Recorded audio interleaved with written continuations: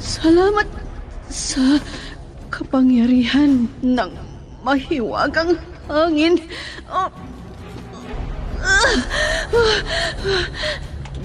Nandito na ako sa kuweba.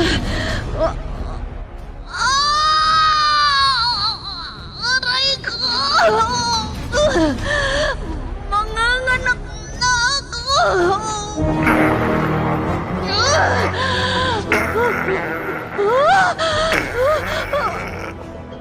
Bayawak!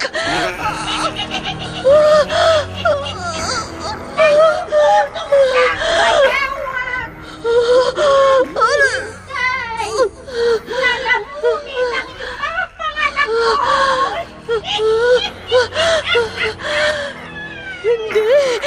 Hindi ko ipahihintulot! Bathala ng hangin! Iligtas mo ang lahi mo!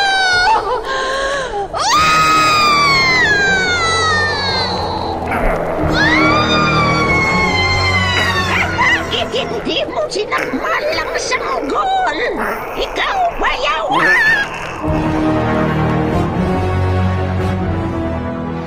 Immortal. Kasaysayan ng isang dayuhan na hindi mapagtanto ang pinanggalingan.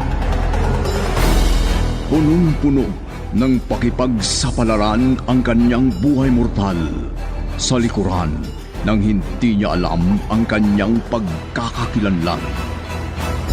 Ano ang kanyang pakay sa mundo ng tao? Immortal!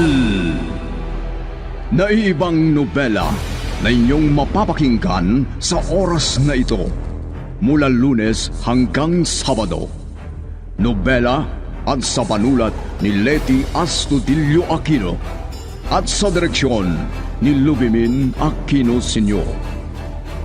Mula sa Lovelet Artist and Talent Center Drama Productions, handog sa inyo ng #1 and most trusted radio network in the country, Bombo Radio Philippines. Basta Radio Bombo! Immortal!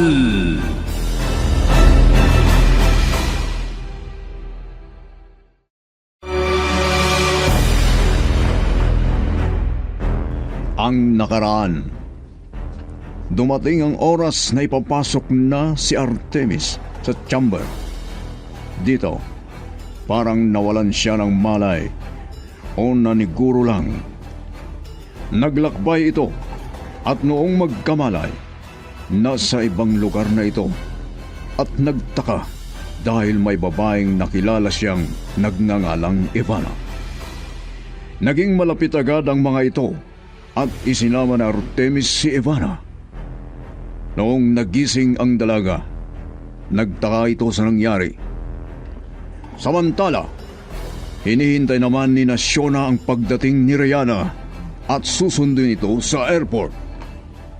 At ngayon, narito ang garugtong ng nobelang pinamagatang Immortal! Wala ang mga nakatira dito sa bahay ng kamag-anak ko. Maganda ka. Ngayon lang kita makita at ngayon din mo lang ako makita. Pero salamat. Salamat naman at hindi ka natatakot sa akin. Wala naman akong dapat ikatakot, di ba? Tao ka naman na nakikita ko. Hindi ako tawa. Ano? Pero... Oo. Hindi ako tawa. Hindi ka ba nagbibiro? Normal ka naman na lalaki sa tingin ko. Normal na lalaki? Naiba ka sa lahat ng nakilala ko. Gusto kitang makasama. Hindi ako mapagmalaki pero talagang naiba ka sa lahat ng lalaki. Gusto kitang makasama. Hindi ako natatakot sa'yo. Sasama ka sa akin. Ano? Sasama ako sa'yo?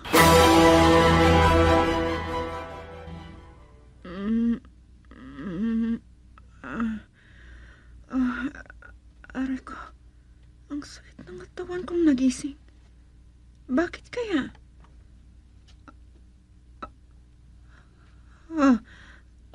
Ano itong nararamdaman ko? Bakit kaya may... Diyos ko. Anong ibig sabihin ito? May dugo sa bedsheet ng kama ko. Anong ibig sabihin nito?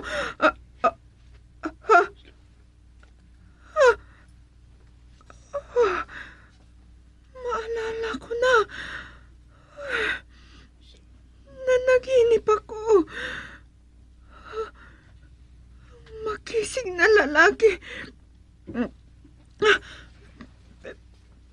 Pero, panaginip yan. Hindi. Hindi totoo ang nangyari sa akin. Hindi.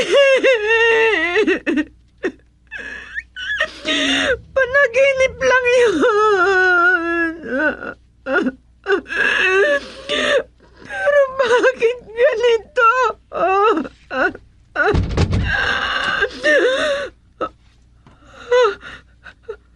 Biglang may kumalas na hangin at nagbukas ng bintana.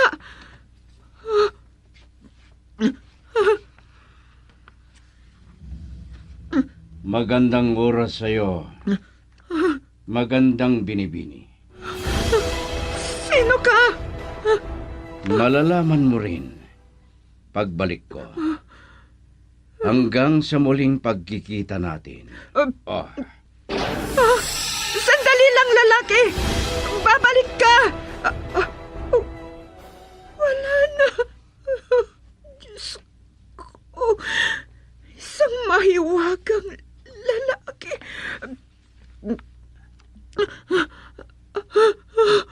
Pinagsamantalahan ako ng mahiwagang lalaki. Ano itong nangyari sa akin? Ano ang gagawin ko? Ano na ang mangyayari sa akin?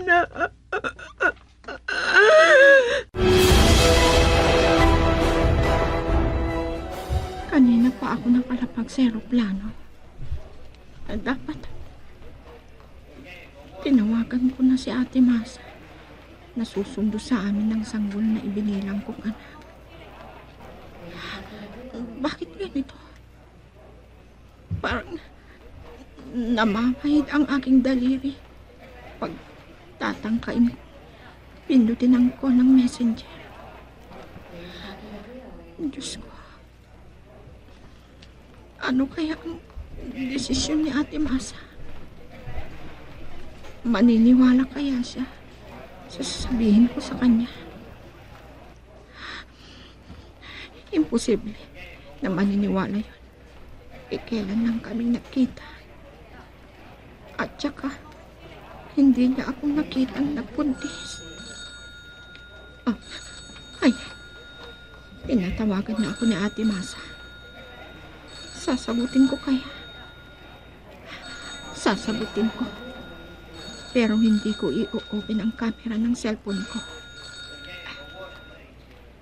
Hello, Ate Masa?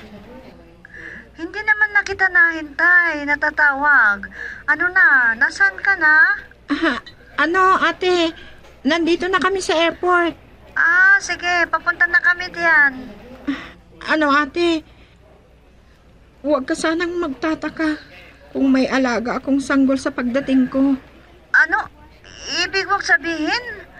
Pinasama ni na doktora ang alaga mong anak nila? Hindi po, ate. Sige. Punta na kami ng driver ni Salgadon dyan. Susundin ka na namin. Maghintay ka lang. Opo, ate. Chat-chat na lang, ha? Hindi kami magtatagal. Sige, ate. Hintayin ka namin dito. Bye. Mamamangha si ate Masa nito. Maraming tanong ang magmumula sa kanya. Nagising na siya. Siguro, puno na ang diaper niya. Kailangan mapalitan ko. Baby, bakit ka umiiyak? Gutom ka na ba? Tahan na, baby. Huwag ka nang umiyak, ha? Ihanda ko na ang dede mo at papalitan kong diaper mo, ha? Tahan na, baby.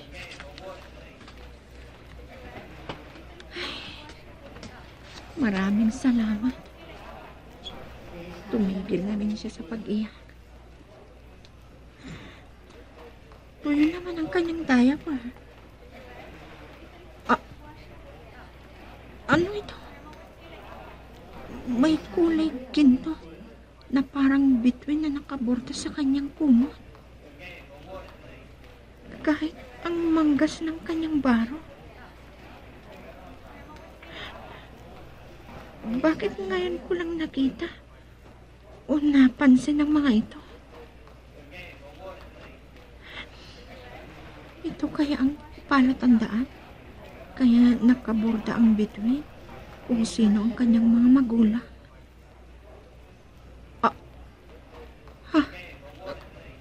Kumikislap ang mga bituin. Puro naman yata ang mga gintong mga ito. Ang hiwaga naman ng batang ito.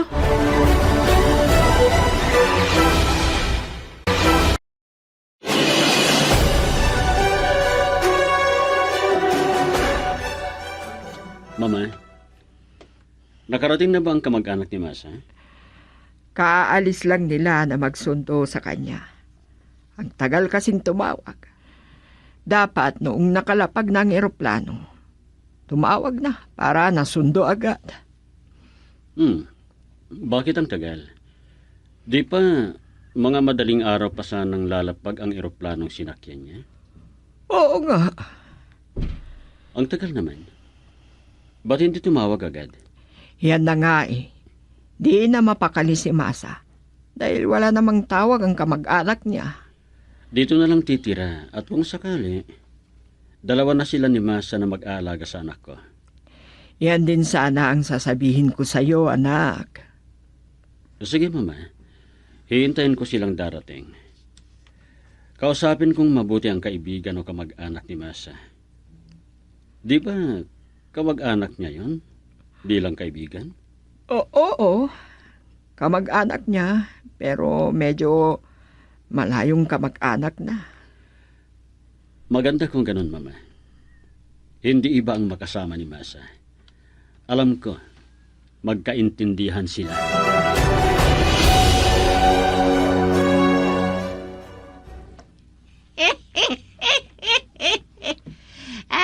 Nagising na si Komando. Gutom ka na ba, ha? Ala, sige. Papayagan kitang lumabas dito. Lalabas ka at maghahanap ka ng makakain mo. Sige na. Lalabas ka na dito sa malaking yungib na tinitirahan natin. Babalik ka pag busog ka na. Ha?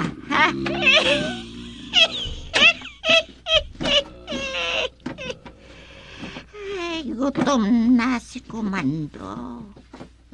Ayan kung maghanap ng makakain niya. Maninibago dito sa bago naming tirahan. Iba kasi ang lugar na ito. malawak na kapatagan. Makapal naman na kagubatan din na malapit. Ay, kakaibang lugar dito kami nakarating dahil sa baha.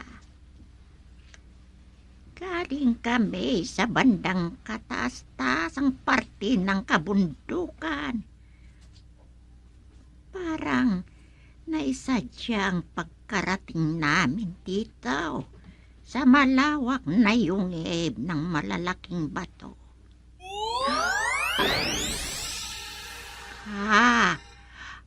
Ano yon? Kilala ko ang tunog na yon. Unin ng armas. Armas sa kalawakan. Ay, nako, iba na ito. Ay, sinyalis na ito. Nagaling sa pinagsisilbihan kong reyna.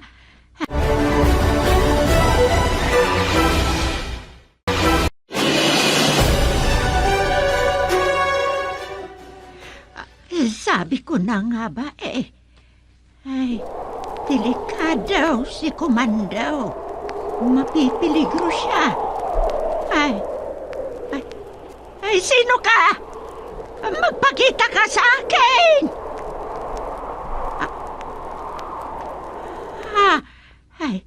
Nandun sa bandang iyon.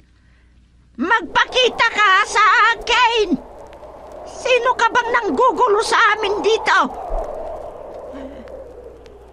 Para naman ako nanghahamon. Pero hindi ko man kaya sa totoo lang. Buhaya, Komando! Balik ka sa yungib! Dalian mo! Lakasan mo ang loob mo!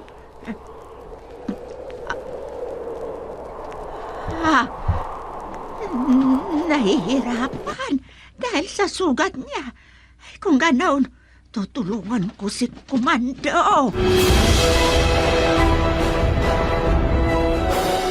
Alam kong wala pa akong kakayahan dahil hindi pa ganong naibigay sa akin ang kapangyarihan ng maitim na kapangyarihan. Binabalaan ko kayong nandyan sa yungib ng malalaking bato. Alam niyang kinaroroonan namin ni Komando. Ang nag-iisang armas ko, gagamitin ko sa buhay na yan. Komando, dapa ka. Kalabanin ko ang kalaban na yan. May lason ang talim ng armas kong ito. Ito ang gagamitin ko sa kanya. Ayan. Nakikita ko na siya. Ito na.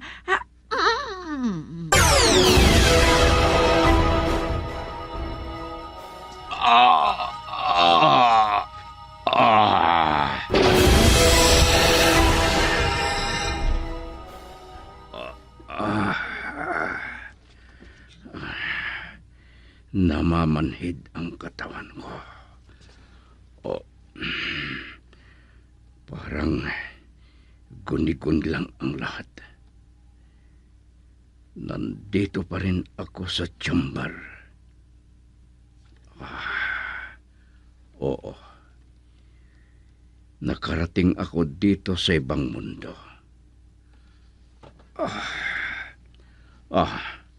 Babalik ako sa aking pinanggalingan. Delikado ang babaeng yon. Mapapahamak siya.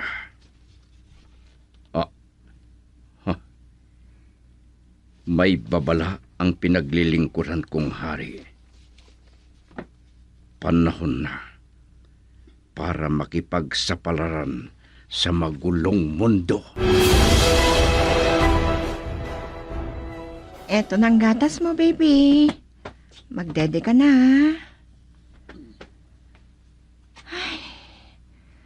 Salamat. Huminto na sa pag-iyak. Gutom lang naman pala. Huminto agad nung naibigay ko na sa kanya ang dede niya. Gutom ang alaga mo, Rihanna. Opo, sir. Nabanggit sa akin ni Masa ang tungkol sa iyo.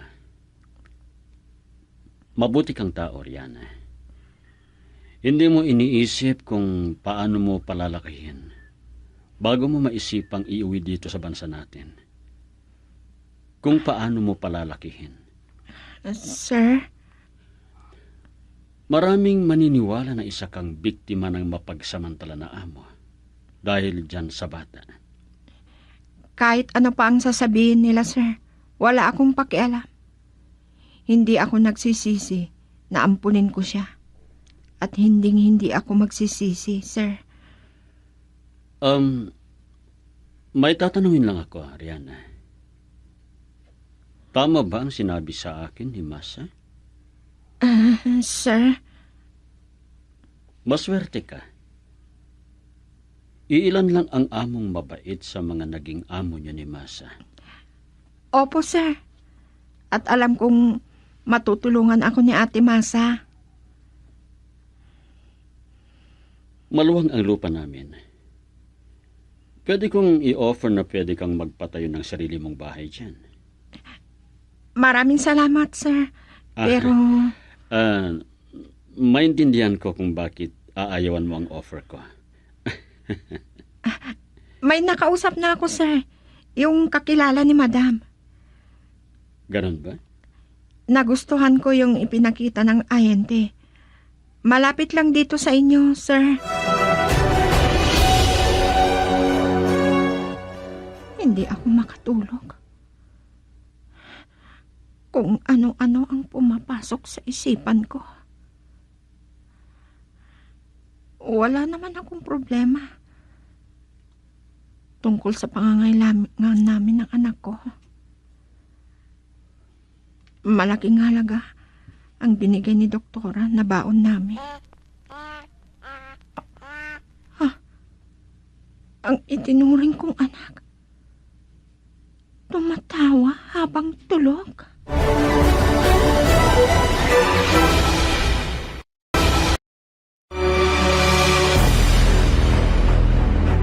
Ano pa ang mga sumusunod na mangyayari?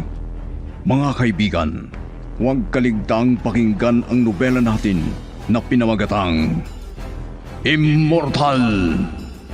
Nobela at sinulat ni Letty Astudillo Aquino at sa direksyon Luvimin Aquino Sr. Mula sa Lovelet Artists and Talent Center Drama Productions. Buong pusong handog sa inyo ng #1 and most trusted radio network in the country, Bombo Radio Philippines. Basta Radio, Bombo!